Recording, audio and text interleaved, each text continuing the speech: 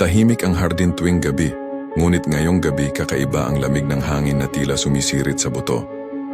Sa ilalim ng malamlam na liwanag ng buwan, may isang aninong dumaan, mabilis, makinis, halos di makita ng mata.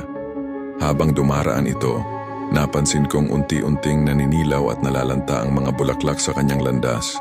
Parang nilalaso ng presensya nito ang buhay ng hardin.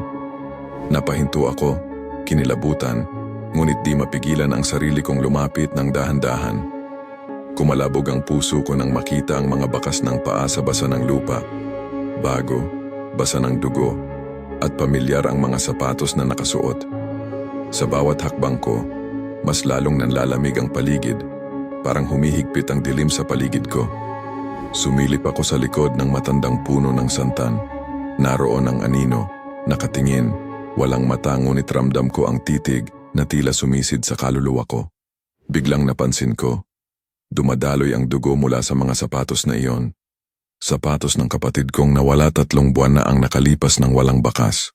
Tumakbo ako pabalik sa bahay, ngunit parang lumalalim ang gabi. Nilalamon ng dilim ang lahat ng liwanag at tunog. Sa huling sulyap ko, nakita ko ang anino, lumapit ng dahan-dahan.